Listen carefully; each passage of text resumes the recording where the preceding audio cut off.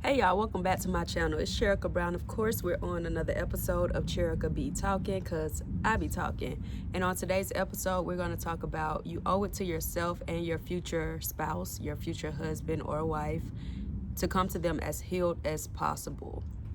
I was just thinking about this because oftentimes when we first come out the womb, we're fresh, we're untouched, we are so happy. When you study kids or just look at children, you see that children are so they are carefree and they're fearless and they're just always going after anything and everything that they want, and they don't experience much pain in their life. The pain that they experience, they can always come back from. You see a child, they'll fall, and sometimes they won't even cry until somebody make it a big deal, like, oh, or make a loud noise, then they'll cry.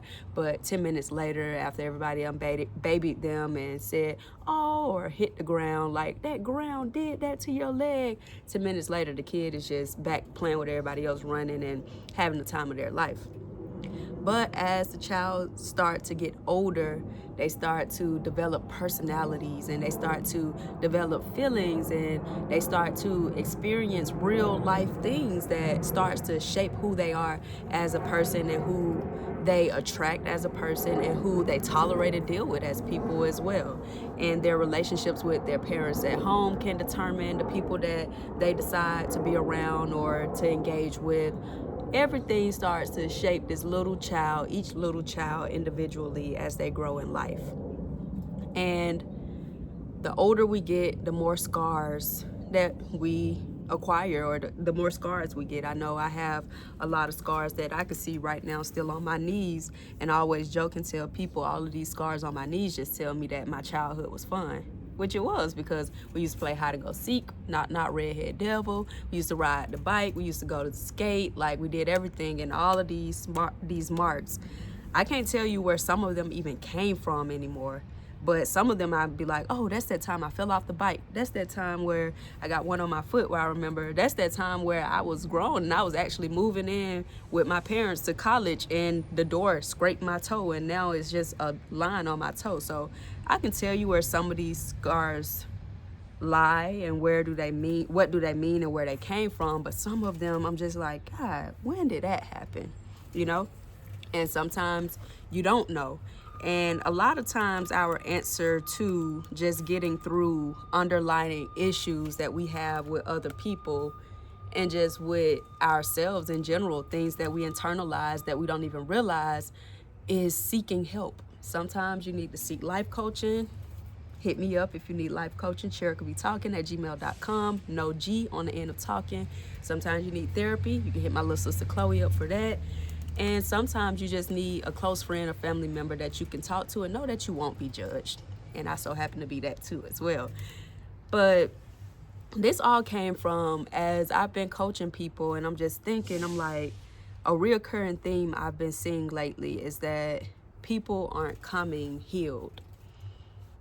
And I always make the joke and tell men, come over here already healed. Don't come over here with what happened to you previously. And, we're all guilty of it, especially when you just got out of something where somebody did something to you or whatever. You go into the next situation. If you go into it too soon, you go with the hurt from your previous relationship. So healing can look different for everybody, and the time frame, people try to give healing and moving on and everything a time frame, and honestly, you can't give it any time frame.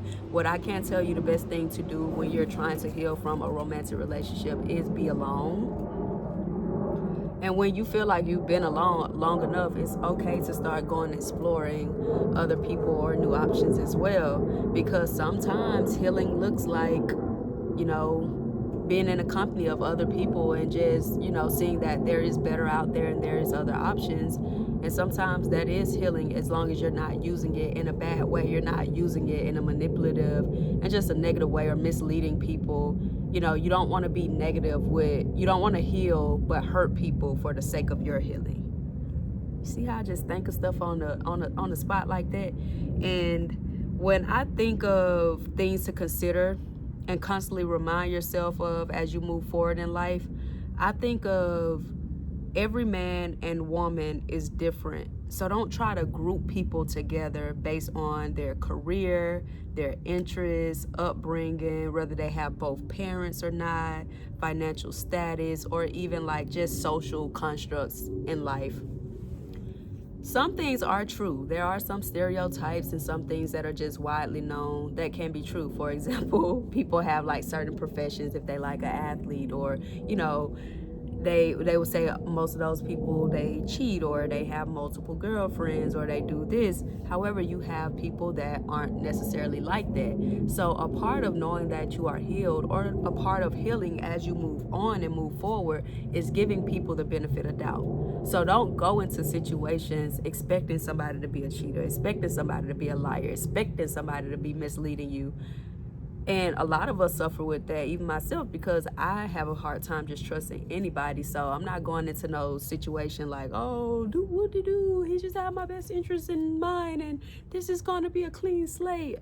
I'm paying attention, because there are signs that will tell you that maybe your stereotype about this person or your perception about this person could be right. But do not automatically box people in without getting to know people. And when you automatically box people in without getting to know people, that is a sign of you being not healed. And nobody is 100% healed, but I'm just saying, to be healthy, I guess we should say being healthy in something, or going into something healthy, you want to make sure that you are having an open mind, and this person, your new person, isn't paying for what somebody in the past has done to you. I know a lot of times when people try to say stuff like, oh, I only want to date a man if he got both his parents, all this and that. I could tell you a few situations off bat where I know people that dated a guy that had both his parents, and it was actually the worst situation they ever been in. The guy is nothing like his daddy. The guy is completely spoiled by his mom. The guy is not a present parent. The guy is not a financially present parent even. Like, it's bad enough that you don't provide finances. You don't even show up for the child. So you cannot just go off of, oh, I need this, that, and this. Even me, as a girl that has a degree, that graduated from the University of Georgia, I don't judge people. I don't count men out like, oh, he haven't been to college. And it's so crazy to me, because it's not something that I ever thought of. And that's how you know that when you make up these things in your head, these thoughts aren't even your original thoughts. It's something somebody possibly put in your head. Like, I met a girl one time that said her mom only date men that has their PhD, because her mom, it's hard for her mom to date because her mom has her PhD. And if a man doesn't have her PhD, it's not much that her mom can do with the guy. And I'm like, girl, I know people without a PhD that probably make more than lawyers. So what? Who cares? It's so many people care about social constructs and just papers and documentations and worldly things that they miss out on good things, because they're such a stickler for things that does not matter in the grand scheme of things. I'm not telling you to change your standards and change what you like and don't like within people. But what I'm saying is, be more open-minded. That's a part of being healed too. Because I noticed that a lot of people that get so hung up on titles and letters and all of these organizations that they join, a lot of it is to find social acceptance. People care about what other people think about them. People don't want to be alone. People want to feel like they belong, and people want to be important, and more important than they actually are, because at the end of the day, we're all human, and we're all going to have to leave this earth one day. That's just a news flash for you, in case you didn't know. If you're so worried about your letters isn't going to add a day to your life or any of those things. So just really consider those things. And when I say financial status, I'm not telling you to go and date a man that just has no emotion about himself. I tell y'all that all the time. And there's levels to broke. There's a such thing as a man that is broke and can't be fixed. And there's a such thing as a man that is broke and it's just a season. Don't act like you ain't had and broke is relative, must I add, because one person saying they broke can mean they have $0, whereas another person saying they broke can be over $10,000 in their bank account, but that's broke to them because they're used to being at a different financial, position in life. So always be mindful when you're thinking about that. I was looking at it was an interview. I think it was Cam Newton and the lady, Natalie Nunn. I meant to look up what is this lady like known for. I think she was known for, they said, Baddies. I think the TV show, but I don't know if she was known before that or what she's actually known for. But it was basically an interview, and he was saying, like, why should a man take a baddie serious? And she was just like, the answer was very bird brain, I'm sorry to say, no disrespect to the lady. But she was just talking in circles, and she didn't really answer his question. She was just like, one of her friends date a baseball player, and the girl be popping off at her mouth and just cussing him out and all this and that. And it was just no signs to me of what a lady should act like. And I'm like, maybe that's why those women end up married and stuff, because they want somebody popping off at the mouth and doing all that extra stuff that I'm just not willing to do. And I'm never going to be willing to do. So she was just like, yeah, but she still, like, she has a social media presence. She has a following. She has this. And it was just a whole bunch of external stuff that did not express the characteristics of this young lady and what she valued about her as a person. I was just like, wow, this is really what the world has come to. This is really, a lot of people think like this, and a lot of people talk like this. And that's why a lot of people just aren't like dating. A lot of people aren't healed from like childhood wounds and just trauma. And even a lot of people just, when I look at certain people, and I could tell that even with surgeries and stuff, I could tell if I took it away, or even with the surgeries, that they weren't that girl. A lot of people are still just healing from like not being popular in elementary and middle and high school. Like, there's so many scarred people out here. And if you don't pray for discernment and just really be able to study people and look at people and be like, oh, this guy is online bashing women because he was never able to get a woman. This guy is bashing women and men because he was bullied by men and he felt overlooked by women. Like, if you're not able to look at people and see like what place they're speaking from, you can easily be like tricked out here. And you'll have people that you wouldn't even possibly have talked to if you saw them or knew them in everyday life. You'll have them out here like just got your mind gone. So you really gotta make sure that you're healed in every area of your life. And when I bring up that, I bring up that to say you need to be healed socially too. Because people be 50 years old still in a popularity contest. People still they're trying to be around the in crowd. I see that a lot in Atlanta. Like, I actually like having fun. It can't cost me a lot because I'm very particular with my money. But I actually like going out. I like having fun. I like communion. I like a good laugh. But you would see that a part of me is a homebody, and a part of that being because I don't like being in a mix. I don't struggle with my identity. I don't struggle to be known. I don't want to say that I was with this rapper last night just because I know I can go and be with this rapper last night. Like, so when things happen for me, they happen organically and authentically, and I'm very like genuine, and I'm very like intentional with how I allow things to happen in my life.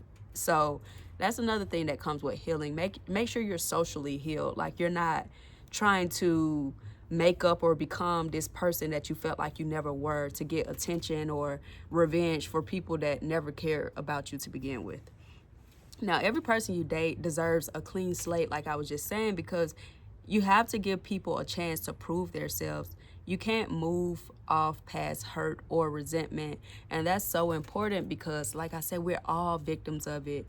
When things are done to you, like I said, when I gave the examples of the scars, the point of giving the examples of my scars was to say I can't remember what happened with some of those, but there's still a scar. There's still visible scars on me that possibly would never go away because I've been putting cocoa butter on me all my life. So when you think about there are things that happen to you in your life that you can't even remember or recall, but it shaped you into who you are today. And knowing that, you got to be able to really be real with yourself. Forget being real with everybody else. Forget somebody telling you about yourself. Really sit with yourself and say, at the end of the day, when you just analyze all your interactions with people, be like, why did I do this? Why did I respond like this? Or what happened to me that could have made me respond like this? And you'll be amazed at some of the things that you can recall that has happened to you, and you can tie it back to the most random thing and be like, that's why I respond that way. That's why I did that. That's why I talk that way. That's why I respond that way. Things will just start making sense to you. when you really just sit with yourself. And trust me, you're not going to be 100% healed ever. Like I said, we all still have flaws, but you will have a better understanding of yourself, and you'll be more conscious of the choices that you're making, so that you're just not out here doing any and everything, and your entire life won't be pleasing other people, but it will actually be internally for you, and making sure you're being the best person you can be, and that everything that you do and the intentions you have are pleasing to God. And with that being said, y'all, let's go ahead and get into it. Our verse of the day. Today is what? January 6th. Today is January 6th, and we're going to read our verse of the day, okay? Today's verse of the day comes from 2 Corinthians 6:18. 2 Corinthians 6:18. And I will be a father to you, and you will be my sons and daughters, says the Lord Almighty. Amen. And y'all just see my notes from the previous days. I go and make my little notes or whatnot.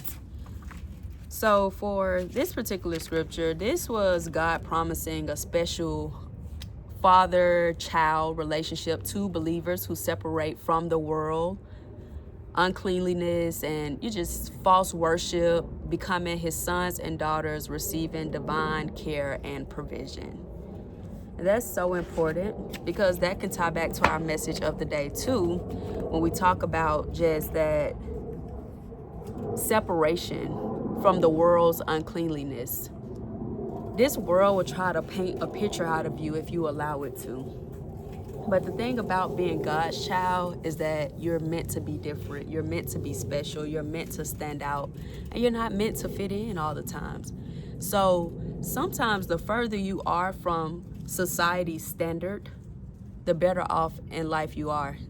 You're on a good path, let me say. Because a lot of times, being yourself and being authentic and being true to God, it can get you a side eye. People can think you're better than other people. People may not really agree with you, or, you know, and those are good signs. Those are all good signs, because it just shows that you are in alignment. When a lot of people are just agreeing with you, or a lot of people just are sending you praises, and a lot of people just want what you have, that covetousness and stuff, a lot of times, not all the times, because God still blesses us as well. So you will see God's children shining and receiving the same earthly blessings that Satan's kids can receive. But there will be a different type of aura about God's chosen kids. So that should be your ultimate goal in life, and your ultimate healing in life. Your ultimate healing is to seek God above all, and truly become God's child. And I hope this message helps somebody, and y'all know I'll be back, because I'll be talking. Peace.